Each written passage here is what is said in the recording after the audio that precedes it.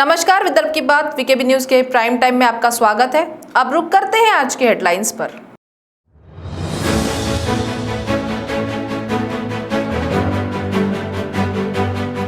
प्रधानमंत्री नरेंद्र मोदी और एनसीपी प्रमुख शरद पवार की मुलाकात से दिन भर रहा राजनीतिक माहौल गर्म। भाजपा और एनसीपी खेमे के नेताओं की प्रतिक्रिया पर प्रतिक्रिया।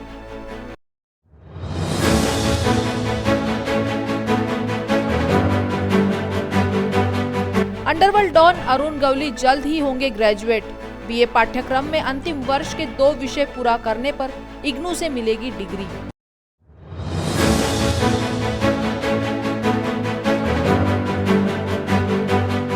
नागपुर जिले में प्रतिबंध 26 जुलाई तक लागू। नियमों में कोई बदलाव नहीं। जिलाधिकारी आर विमला ने जारी किए आदेश।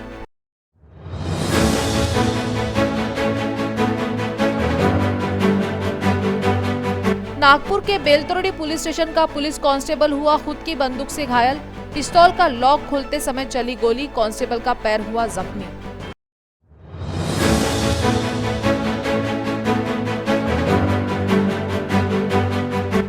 और राज्य भर के मंदिर खोले जाने की मांग को लेकर विश्व हिंदू परिषद का दिंडी भजन आंदोलन।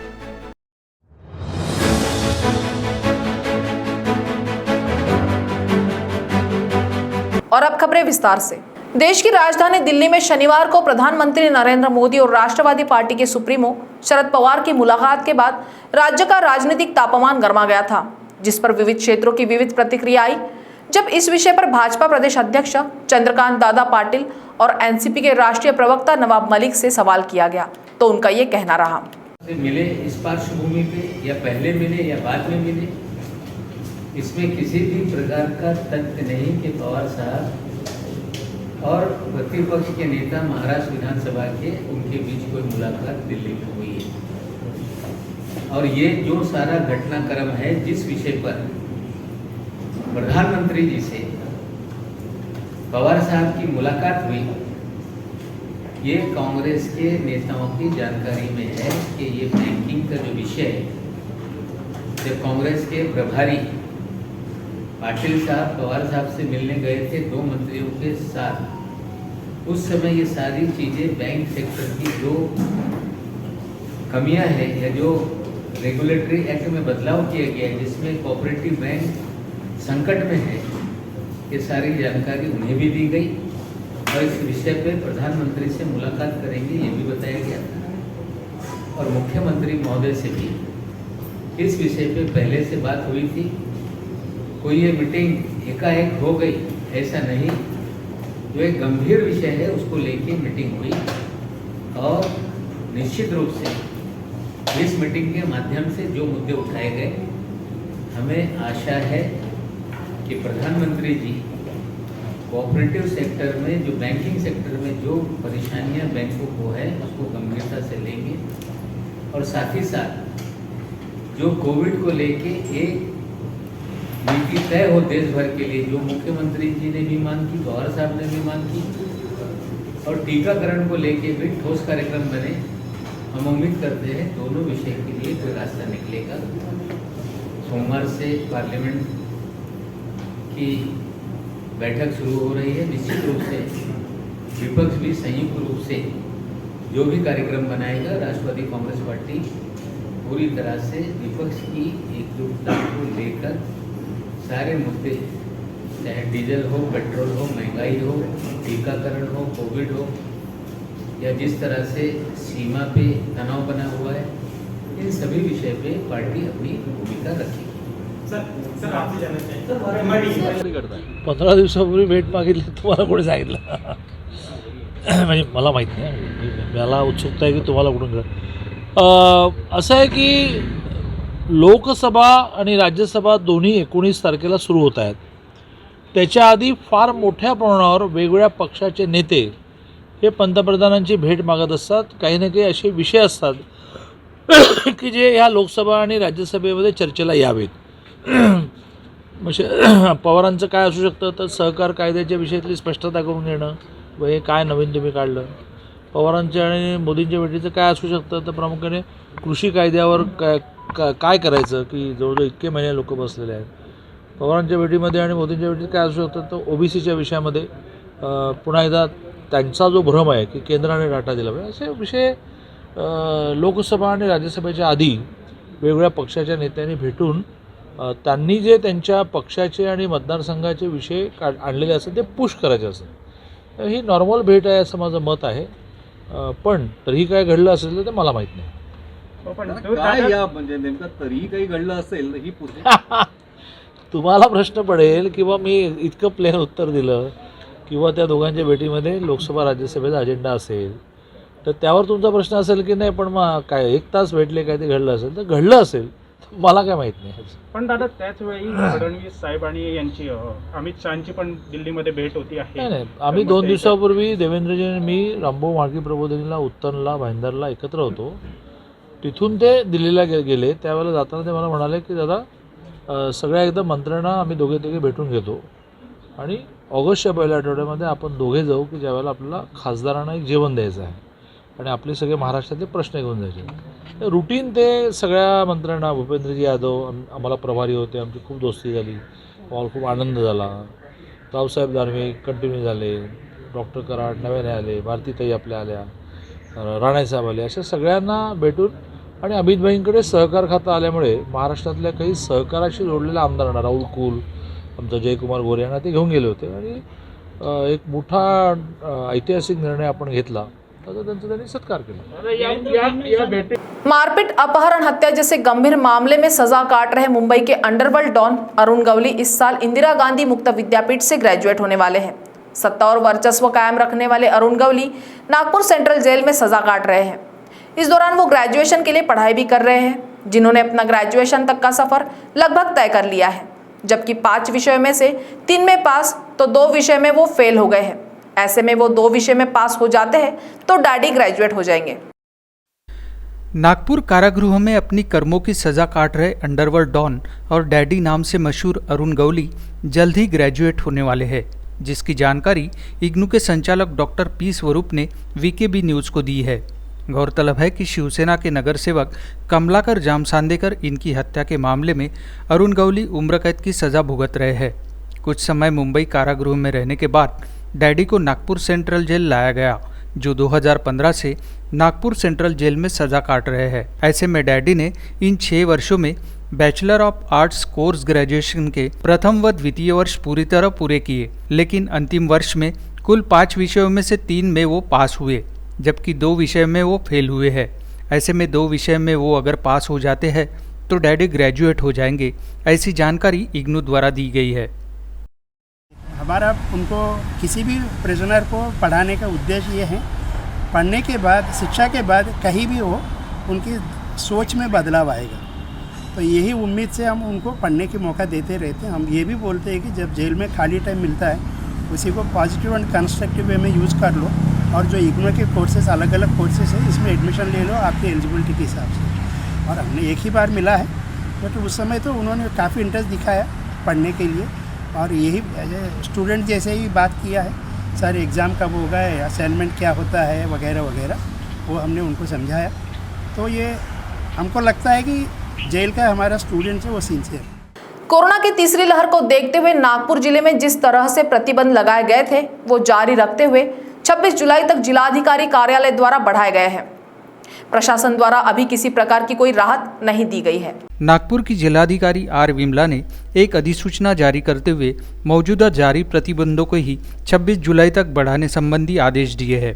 नियमों के तहत रेस्टोरेंट और खाद्य सामग्री की दुकानें सोमवार से शुक्रवार 4 बजे तक खोली जाएगी, जो 50% की क्षमतानुसार होटल व्यवसाय शुरू रख सकते हैं. शनिवार रविवार को डाइनिंग व्यवस्था बंद ही रहेगी, जबकि पार्सल व्यवस्था शुरू रहेगी. Mall, theatre, swimming pool, school, college सभी बंद रहेंगे. स्पोर्ट्स को सुबह 5 बजे से सुबह 9 बजे तक अनुमति रहेगी, जहां खिलाड़ी अपनी प्रैक्टिस कर सकते हैं. निजी कार्यालय 50% की क्षमता के साथ 4 बजे तक शुरू रहेंगे, जबकि कोई प्रोग्राम करना हो तो 50% की क्षमता के साथ 4 बजे तक शुक्रवार तक कर सकते हैं, जबकि सप्ताह के अंत में केवल 3 घंटे में कार्यक्रम समाप्त करना बंधनकारक होगा. शादी समारोह में 50% के निर्बंध लगाए गए हैं, जो नियमों को ध्यान में रखकर किए जाए, ऐसी सूचना जारी की गई है. जिम, स्पा, सलून 4 बजे तक शुरू रहेंगे। इसमें भी 50% की क्षमता और कोरोना के नियमों का पालन करना अनिवार्य किया गया है। जबकि Gorewada zoo park, Maharaj Bagh, Pench tiger safari, library, botanical garden दोपहर 4 बजे तक खुले रहेंगे। तीसरी लहर को देखते हुए प्रशासन ने पूरे जिले भर में नियम लागू किए हैं, जिसमें कोरोना के नियमों का सख्ती से पालन हो, यही आदेश जिला प्रशासन द्वारा दिए गए। नागपुर शहर के बेलतरोड़ी पुलिस स्टेशन का एक कांस्टेबल शनिवार को अपनी ही बंदूक की गोली से घायल हो जाने का मामला सामने आया है। पुलिस सूत्रों से मिली जानकारी के मुताबिक घायल कांस्टेबल का नाम शिशु कुमार इंगले बताया जा रहा है, जिसकी पोस्टिंग गढ़चिरौली से बेलतरोड़ी पुलिस स्टेशन में हाल ही में होने की जानकारी बताई जा रही है। कांस्टेबल इंगले शनिवार सुबह अपने साथी के साथ एक चाय की टपरी पर चाय पीने गया था, जहां उसकी पिस्तौल लॉक हो गई, जिसका लॉक निकलते समय पिस्तौल से गोली कांस्टेबल इंगले के पैर में लग गई। तत्काल प्रभाव में घायल कांस्टेबल को लकड़गंज के एक निजी अस्पताल में भर्ती करने की जानकारी सूत्रों ने दी है, जहां उसका इलाज चल रहा है। शनिवार को नागपुर में केंद्रीय मंत्री नितिन गडकरी के निवास के सामने आम आदमी पार्टी युवा आघाड़ी के कार्यकर्ता एसएससी जीडी भर्ती घोटाले के खिलाफ प्रदर्शन कर नितिन गडकरी से न्याय की मांग कर रहे थे। इन सारे प्रदर्शनकारियों को पुलिस ने गिरफ्तार कर लिया, जहां थोड़े समय के लिए स्थिति चिंताजनक हो गई थी। महाराष्ट्र में एसएससी जीडी भर्ती प्रक्रिया में जिन उम्मीदवारों को निकाला गया, उन उम्मीदवारों को अंतिम यादी में समाविष्ट करने की मांग को लेकर केंद्रीय मंत्री नितिन गडकरी के निवास स्थान के सामने आम आदमी युवा आघाड़ी के कार्यकर्ताओं ने जोरदार घोषणाबाजी की। इस दौरान हंगामा बढ़ता देख पुलिस विभाग को जबरन कार्यकर्ताओं को गिरफ्तार करना पड़ा। पॅरामिलिटरी फोर्सच्या युवकांना रोजगार द्यो, गडकरी साहेब न्याय द्यो।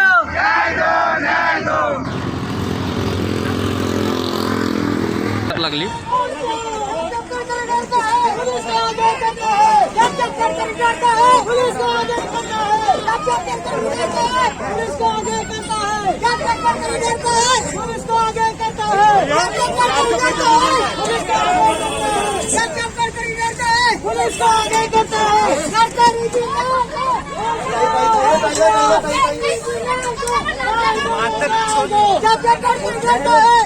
नागपुर के संविधान चौक पर शनिवार को विश्व हिंदू परिषद द्वारा दिंडी भजन आंदोलन किया गया, जिसमें महाराष्ट्र के मंदिरों को खोले जाने की मांग करते हुए आषाढ़ी एकादशी पर पंढरपुर में निकाली जाने वाली दिंडी परंपरा को आंदोलन के माध्यम से दर्शाने की वीएचपी की कोशिश थी।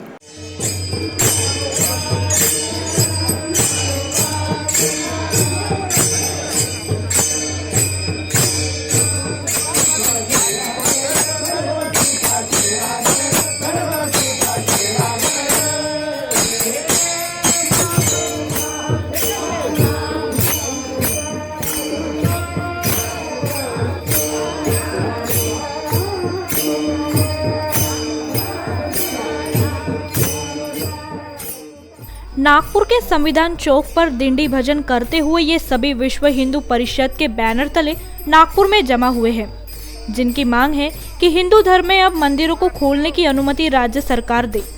और इसी कारण से संविधान चौक पर दिंडी भजन आंदोलन कर विश्व हिंदू परिषद ने राज्य सरकार का ध्यान अपनी ओर आकर्षित करने की कोशिश की। विश्व हिंदू परिषद के इस दिंडी भजन आंदोलन में मांग की गई कि सनातन हिंदू धर्म के लोगों की भावनाओं को देखते हुए राज्य भर में जो मंदिर को बंद रखा गया है उसे खोलने की अनुमति सरकार दे। और इसी मांग को लेकर दिंडी भजन आंदोलन शनिवार को पूरे राज्य भर विश्व हिंदू परिषद द्वारा किया गया।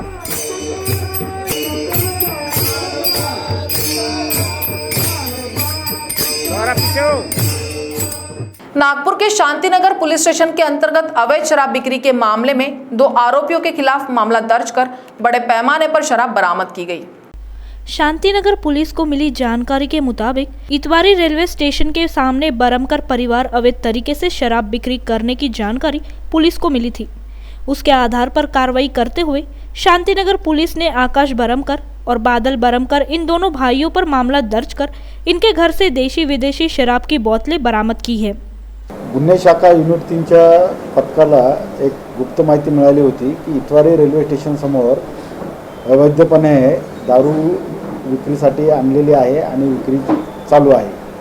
त्यानुसार आमचे युनिट 3चे अधिकारी एपीआय मोरे साहेब आणि जाधव मॅडम व पथक यांना त्या ठिकाणी कारवाई करण्यासाठी आम्ही रवाना केले.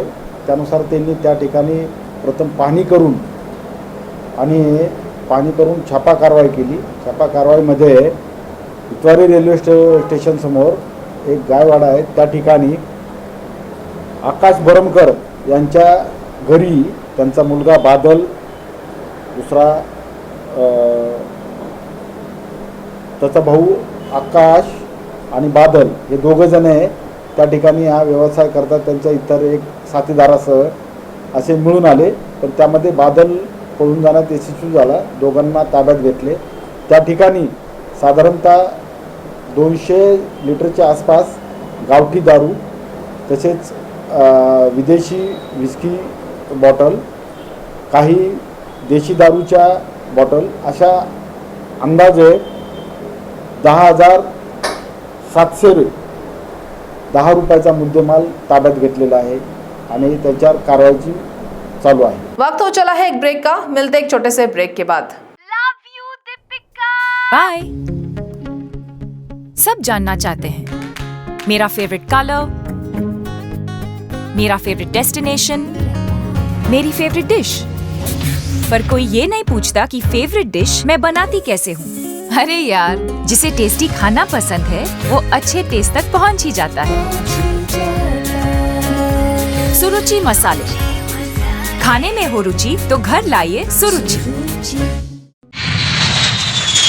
अपने सपनों की उड़ान भरने की इच्छा तो हर किसी की होती है, पर पंख भी तो मजबूत होने चाहिए, जो देता है flywheel aviation academy. Flywheel aviation academy एक ऐसा इंस्टीट्यूट है जहां पर एयरलाइंस एंड एयरपोर्ट हॉस्पिटैलिटी और टूरिज्म मैनेजमेंट, साथ ही यहां campus interview, guidance by industry expert, practical training at airport, expert faculty, personal grooming जैसे कई सारे बेनिफिट्स आप पा सकते हैं. Flywheel aviation academy, 1 degree 3 job opportunities. Flywheel aviation academy gives you a degree और diploma with a job. Flywheel aviation academy, 365 Gandhinagar, LAD college square, beside Karnataka bank, Nagpur. Break के बाद आपका स्वागत है. मुंबई के कांदिवली पुलिस स्टेशन के अंतर्गत वरिष्ठ नागरिकों को निशाना बनाकर उन्हें लूटने वाले 2 चोरों को पुलिस ने गिरफ्तार किया है. ये दोनों चोर वरिष्ठ नागरिकों को धक्का देकर उनके पास से मोबाइल और सोने के जेवरात चुरा लेते थे, जिनको सीसीटीवी के आधार पर गिरफ्तार किया गया है, जबकि चोरी की घटना सीसीटीवी में कैद हो चुकी है. मुंबई के कांदिवली पुलिस स्टेशन के तहत 2 ऐसे शातिर चोरों को गिरफ्तार किया गया है जो सड़क पर चलने वाले वरिष्ठ नागरिकों को निशाना बनाकर उन्हें धक्का देकर या उनके साथ जबरदस्ती भिड़कर उनके पास के मोबाइल या उनके गले में सोने की चेन को चुरा लेते थे, जिनमें से कुछ घटना सीसीटीवी में कैद हुई है, जिसके आधार पर पुलिस ने इन दोनों शातिर चोरों को गिरफ्तार किया है.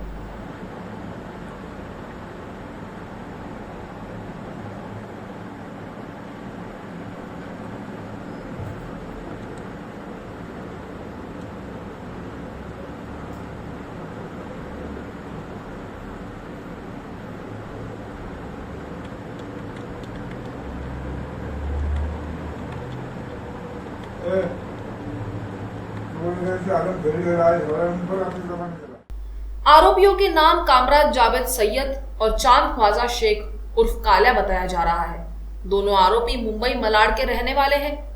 इन दोनों से अब तक चोरी के 11 मोबाइल बरामद किए गए हैं. कांदिवली में 77 वर्षीय बाबू भाई सड़क से जा रहे थे, तब इन दोनों आरोपियों ने बाबू भाई को धक्का मारकर उनसे विवाद शुरू किया. जब तक बाबू भाई कुछ समझ पाते तब तक दोनों आरोपी उनका मोबाइल लेकर फरार हो गए, जबकि ये पूरी घटना सीसीटीवी में कैद हो गई, जिसके आधार पर कांदिवली पुलिस ने दोनों आरोपियों को गिरफ्तार कर लिया. 7 जुलै रोजी संध्याकाळी 5च्या सुमारास एक वयस्कर इसम स्वामीनारायण मंदिर दर्शन घेण्यासाठी आर साऊथ ऑफिस स्विमिंग पूलपासून जात असताना गल्लीमध्ये त्यांना एका अनोळखी इसमाने धक्का दिला. त्यांनी त्यांना क्यों धक्का दे रहे असे म्हणत असता दुसरा इसम त्यांच्या जवळ आला आणि त्यांच्या खिशातील मोबाईल काढून ते दोघे पळून गेले. त्यावेळी त्यांना आवाज द्यायचा प्रयत्न केला, परंतु ते आता निघून गेलेले होते. त्या संदर्भात आमच्याकडे तक्रार प्राप्त झाल्यानंतर त्या भागातील CCTV फुटेज प्राप्त करून त्या अनोळखी 2 इसमाचा शोध घेऊन त्यांना अटक करण्यात आलेली आहे. त्याच्याकडून 11 मोबाईल हस्तगत केले आहेत. त्यापैकी 2 मोबाईल सध्या आमच्या 2 गुन्ह्यातील निष्पन्न झालेले आहेत. इतर मोबाईलचे माहिती काढून त्या फिर्यादीनं बोलून पुढील योग्य ते कारवाई करत आहोत. नमूद आरोपितांनी मालवणी आणि भांगूरनगर या परिसरातून हे मोबाईल चोरल्याचं सांगत आहेत. अधिक तपास करीत आहोत.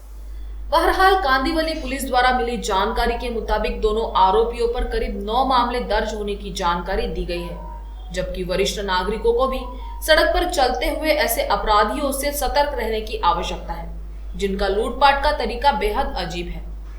ऐसे में वीकेबी न्यूज भी आपको सचेत करता है कि आप भी अपने आसपास ऐसी घटनाओं से सावधान रहें और ऐसी कोई घटना हो तो पुलिस विभाग को इसकी सूचना दें। भारतीय जनता पार्टी कामगार आघाड़ी नागपुर शहर द्वारा महाराष्ट्र परिवहन महामंडल में कार्य करने वाले अस्थायी कर्मचारियों की मांगों को लेकर प्रदर्शन किया गया। इस प्रदर्शन के दौरान नागपुर विभाग के नियंत्रक बेलसरे से मांग की गई कि जो अस्थायी कर्मचारी कोरोना के कारण अपने कार्य पर नहीं आ सके, उनको इन दिनों का पूरा मेहनताना दिया जाए।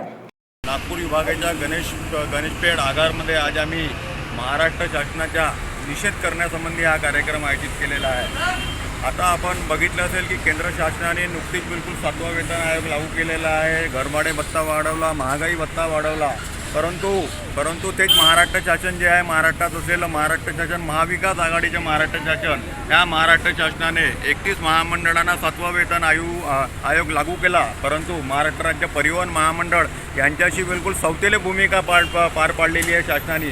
जे शासन मागे विरोधात होते त्यांनी बिलकुल विधान परिषद विधानसभेमध्ये मोठे मोठे भाषणं दिले। शरद पवार जे सुप्रीमो आहे या शासनाचे, त्यांनी पण सांगितले की एसटी महामंडळाच्या कर्मचाऱ्यांना आम्ही जे नियमित कर्मचारी आहे त्याप्रमाणे वेतन देऊ, बाकीचे यांना आम्ही शासकीय कर्मचारी म्हणून घोषित करू। परंतु आज ते स्वतः सत्तेमध्ये आहे, सत्तेचे लालशी लोक स्वतः सत्तेमध्ये आल्यानंतर एसटी कर्मचाऱ्याच्या विरोधात अशी भूमिका पार पाडत आहे। 7वा वेतन आयोग लागू करणार नाही असं परिवहन मंत्र्यांनी नुकतीच सांगितलं। अरे का लागू करणार नाही? हे पण कर्मचारी आहे, ही महामंडळ आहे, बाकी 31 महामंडळ आहे आणि हे महामंडळ नाही का? अशी जर भूमिका हे शासन घेत असेल तर या शासनाच्या भारतीय जनता पार्टी कामगार आघाडी धिक्कार करत आहे आणि सर्व जे कर्मचारी आहे त्या कर्मचाऱ्यांना नियमित करण्याचे प्रश्न असो, यांना कामावर घेतल्या नाही जात आहे। कोरोनाच्या आर्थिक काळात, महामारीच्या काळात मोठ्या प्रमाणावर आर्थिक संकटापासून आमचे महामंडळातील कर्मचारी झुंज घेत आहे, परंतु या शासनाला कोणतीही दयामाया येत नाही। अशा शासनाचा आम्ही धिक्कार करतो आणि मी भारतीय जनता पार्टी कामगार आघाडीच्या वतीने मी अनिल परब यांना आव्हान देतो की जर या कर्मचाऱ्यांना 7वा वेतन आयोग लागू करण्यात आलं नाही तर आम्ही तुम्हाला नागपुरात पायसुद्धा ठेवू देणार नाही। एसटीचे कर्मचारी तुम्हाला बिलकुल हाणून पाडतील। जर तुम्हाला नागपूरच्या विभागात यायचं असेल तर त्याच्या अगोदर 7वा वेतन आयोग लागू करा। परब साहेब, तुम्ही पण एक माणुसकीच्या नात्याने विचार करा की हेही कर्मचारी आहे। मोठे आश्वासनं देणं आणि सत्तेत आल्यानंतर पलटून जाणं हे जर तुमचं जर असाल तर आम्ही परिवर्तनाच्या बसेसमोर उभे आहोत आणि तुम्हाला लवकरच जर परिवर्तन पाहिजे असेल सत्तेचं तर तुम्ही सांगा, नाही तर आम्हाला 7वा वेतन आयोग आमच्या कर्मचाऱ्यांना निश्चित लागू करून द्या। भंडारा जिले में राष्ट्रवादी कांग्रेस पार्टी द्वारा ईंधन दरों में वृद्धि के खिलाफ व किसानों की धान की फसल को 2500 रुपये प्रति क्विंटल और किसानों के लिए यंत्र सामग्री देने की मांग को लेकर मोहाड़ी परिसर में चक्का जाम आंदोलन किया गया। भंडारा जिले के मोहाड़ी में एनसीपी द्वारा आयोजित चक्का जाम आंदोलन में केंद्र सरकार का जमकर विरोध किया गया, जिसका नेतृत्व तुमसर के विधायक राजू कारे मोरे ने किया। इस चक्का जाम आंदोलन में सड़क पर उतरकर एनसीपी के कार्यकर्ता काफी आक्रामक दिखे। एक तरफ ईंधन दर वृद्धि का विरोध हो रहा था, जबकि किसानों की धान की फसल को 2500 प्रति क्विंटल और किसानों के लिए यंत्र सामग्री देने की मांग प्रदर्शन के दौरान की गई।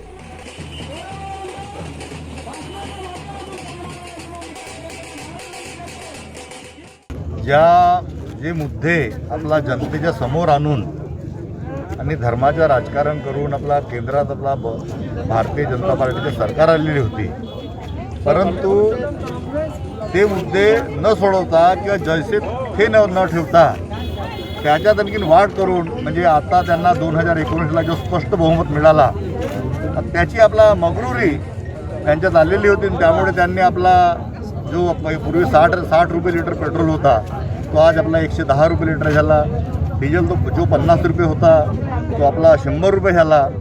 गॅसच्या किमती वाढल्या, लोह्याच्या किमती वाढल्या, सिमेंटच्या वाढल्या, खताच्या वाढल्या आणि शेतकऱ्याच्या अन्नधान्याला भाव नाही।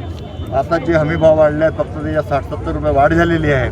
तर आम्हाला धानाला हमी भाव मिळावा, गॅसच्या किमती कमी व्हाव्यात, आपला पेट्रोलच्या किमती कमी व्हाव्यात, डिझेलच्या किमती कमी व्हाव्यात, बेरोजगारांना रोजगार मिळावा ओबीसींना त्यांच्या हक्काचं आरक्षण मिळावं, ओबीसींच्या मुलांना शिक्षणात मला सवलती मिळाव्यात, या सर्व आपला केंद्र शासनाला जाग आणण्याकरता आम्ही हा आंदोलन. विदर्भ के बुल्ढाना जिले में एक मेडिकल स्टोर पर फूड एंड ड्रग्स विभाग ने छापेमार कार्रवाई करते हुए गर्भपात करने वाली एमटीपी किट को जब्त कर मनीष मेडिकल के संचालक पर मामला दर्ज किया है। बुल्ढाना शहर के पुलिस द्वारा मिली जानकारी के मुताबिक मनीष मेडिकल द्वारा अवैध तरीके से गर्भपात कराने वाली एमटीपी किट बेचे जाने का कार्य किया जा रहा था, जिसकी भनक फूड एंड ड्रग्स विभाग को लगते ही विभाग ने मनीष मेडिकल पर छापेमार कार्रवाई कर बड़े पैमाने पर एमटीपी किट जब्त की, जिसकी शिकायत बुल्ढाना पुलिस स्टेशन में दर्ज कर मनीष मेडिकल के संचालक के खिलाफ मामला दर्ज किया गया है। बताया ये भी जा रहा है इन दिनों अवैध तरीके से गर्भपात करने के मामले बढ़ते जा रहे हैं, जिसमें मेडिकल स्टोर से एमटीपी किट को अनाप शनाप दामों पर बेचा जा रहा था। इसी बात के मद्देनजर फूड एंड ड्रग्स विभाग की नज़र मनीष मेडिकल पर थी, जहां मौका देखकर विभाग ने मनीष मेडिकल पर छापेमारी कर इस कार्रवाई को अंजाम दिया। अन्न व औषध प्रशासन निरीक्षक यांनी पोलीस स्टेशनला तक्रार दिली की त्यांनी काल Manish medical and general stores जामरोड रोड मोठे लेआउट बुलढाणा येथे एमटीपी किट की ज्याचा वापर अवैध गर्भपातासाठी होतो असं अवैध विक्री होत आहे अशा माहितीवरून त्यांनी त्या ठिकाणी कारवाई केली होती आणि त्या कारवाई दरम्यान त्यांनी जवळपास 4 किट त्यांना त्या ठिकाणी असे मिळून आले। त्यांनी ते त्या ठिकाणी जप्त करून पोलीस स्टेशनला तशी फिर्याद दिलेली आहे आणि 2 लोकांविरुद्ध या ठिकाणी गुन्हा दाखल करण्यात आलेला आहे। मुंबई के समीप ठाणे के कलवा पुलिस स्टेशन के अंतर्गत कार के साइलेंसर चोरी करके उसका प्लेटिनम निकालने वाले गिरोह का कलवा पुलिस ने पर्दाफाश किया है। ये गिरोह इको कार से साइलेंसर निकालते थे, जिसमें से प्लेटिनम निकालकर फिर उस साइलेंसर को बाजारों में बेच देते थे। ऐसी जानकारी कलवा पुलिस द्वारा दी गई है। ठाणे के कलवा पुलिस स्टेशन ने इको गाड़ियों से साइलेंसर चोरी करने वाले गिरोह को धर दबोचा है, जिनसे करीब 25 साइलेंसर बरामद किए गए। ये गिरोह मुंबई, ठाणे, पुणे और गोवा जैसे शहरों से इको गाड़ी से साइलेंसर चोरी करता था, जिसमें लगा प्लैटिनम निकालकर फिर साइलेंसर को बाजारों में बेच देता था। पुलिस को इस गिरोह की तलाश जून महीने से थी, जिनके 4 सदस्यों को कलवा पुलिस ने गिरफ्तार कर लिया है, जिनसे अलग अलग जगहों से चोरी के साइलेंसर भी बरामद किए गए हैं। प्लैटिनम की कीमत बाजार में अच्छी खासी मिल जाती है, जिसे जानती हुई गाड़ी के साइलेंसर से प्लैटिनम निकालकर ये गिरोह बेच देता था। ऐसी जानकारी कलवा पुलिस द्वारा दी गई है। सर 6 तारीख को हमारे यहाँ पे मारुति सुजुकी इको कार का साइलेंसर चोरी होने की घटना हमारे यहाँ पे कलवा पुलिस स्टेशन में रजिस्टर की गई थी। उसके तहत जब हमारा इंट्रोगेशन शुरू हुआ था, इन्वेस्टिगेशन शुरू हुआ था, तब सीसीटीवी फुटेजेस और जो गोपनीय हमारे बातमीदार है उनके तहत हम लोग कुर्ला तक हम पहुँच पाए। चारों आरोपियों को हमने पता कर लिया और चारों आरोपी ये कुर्ला में रहने वाले हैं। उनका नाम है शमशुद्दीन शाह, नदीम कुरैशी, शमशुद्दीन खान और सद्दाम खान। ये चारों आरोपी को जब हमने गिरफ्तार किया तो उनके पास से करीबन 25 ऐसे वारदात सामने आए, जिसमें 25 साइलेंसर हमने उन चारों आरोपियों से हमने जब्त किए हैं। उनकी कुल कीमत है 6,25,000 के करीबन हमने कीमत के साइलेंसर हमने बरामद किए हैं। और ये 25 घटनाएं, उसमें से ठाणे सिटी में 6 हुए थे, पालघर में करीबन 4 हुए, नवी मुंबई में 3 हुए हैं, पुणे रूरल में करीबन 8 से 9 घटनाएं हुई है, पिंपरी चिंचवड़ में, पूना सिटी में और गोवा में भी एक घटना का उसमें जो चोरी हो गई थी उसमें हमने इन्वेस्टिगेशन में उसको निकाल लिया। तो प्राइम टाइम न्यूज में आज इतना ही। आपसे कल फिर मुलाकात होगी, तब तक बने रहिए वीकेबी न्यूज के साथ। नमस्कार।